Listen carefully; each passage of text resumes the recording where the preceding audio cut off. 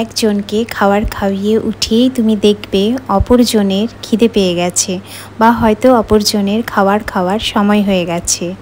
একজনকে যখন তুমি ঘুম পাড়িয়ে এপাশ ফিরে দেখবে অপরজনের কিন্তু তখন ঘুম হয়ে গেছে, সে ঘুম থেকে অলরেডি উঠে বসে আছে। একজনকে যখন তুমি পটি করিয়ে ফ্রেশ করিয়ে এনে বাইরে দাঁড় করিয়ে দাঁড়াবে, দেখবে তখন হয়তো অপরজনের পটি পেয়ে গেছে বা হয়তো সে পটি করেই বসে আছে। একজনকে যখন তুমি স্নান করিয়ে পুরো পরিষ্কার পরিচ্ছন্ন করে এসে দাঁড়িয়ে দেখবে, তখন পেছন ফিরে দেখবে অপরজন নিজেকেই খেলার ছলে পুরো ভিজিয়ে বসে আছে। আরও যে কত কিছু তা হয়তো বলেও শেষ করা যাবে না। তবে হ্যাঁ, কিন্তু একজন দুজন বা তিনজন চারজনের না, একসঙ্গে 10 জনেরও এমন দেখা গিয়েছে যে আমাদের ঠাকুমা দিদিমারা একা হাতেই সংসারের সমস্ত কুটনো বাটনা রান্না বাড়ি সমস্ত কিছু সামলে তারা কিন্তু 10 জন সন্তানকেও বড় করেছে। ওই যে মায়েরা তো যোদ্ধা, তাই না? তারপরে কিন্তু সময়ের পরিবর্তন আসলো এক বিরাট বদল। সেই 10 জন 12 জন 7 জন মানে আমার বাবারাই কিন্তু 9 জন ভাই বোন, মায়েরা 7 জন।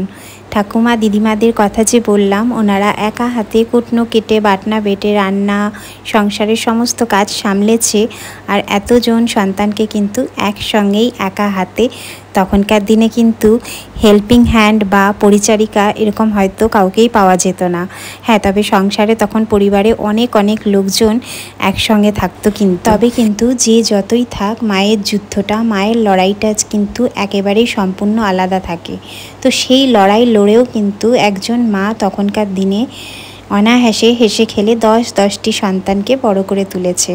ওই যে তারপরে আসলো এক চরম বদল, সেই 10 জন থেকে হয়ে উঠলো সন্তানেরা 3 জন 2 জন, আর এখন তো এসে ঠেকেছে আমাদের সময় এসে দাঁড়িয়েছে একজনকে নিয়েই বাবারে বাবা, আমাদের তো পুরো ল্যাজে গোবরে অবস্থা। তার উপর আবার দুজন, ওরে বাবা, এত ছোট ও মাগো, কি করে সামলানো যায়? তাও আবার একার হাতে একার ঘরে সমস্ত কিছু সংসারের কাজকর্ম রান্না বান্না সব কিছু সেরে এই দুজনকে ছোট্ট দুজনকে সামলানো। ওই যে বললাম, ওই খাওয়ানো ঘুম পাড়ানো স্নান করানো সব সেরে তুমি যখন দেখবে যে তোমার দিন বা রাতটা শেষ হতে চলেছে, তখন দেখবে প্রায় ভোর কিন্তু ছুঁই। আর যারা আরও কঠিনের থেকে কঠিনতম লড়াইটা প্রতিনিয়ত লড়ে যায়, মানে ঘরে বা বাইরে দুদিকই সামলাতে হয় যাদের, তাদের প্রত্যেকের জন্য রইল আমার অন্তরের থেকে অনেক সম্মান, অনেক শ্রদ্ধা। তবে এই এত কিছু কষ্টের বিনিময়ে তুমি যেই ফলটা পাবে সেটা হলো তোমার বড় সন্তানকে দেখে কিন্তু তোমার ছোট্ট সন্তানটি অনেক তাড়াতাড়ি বড় হয়ে যাবে।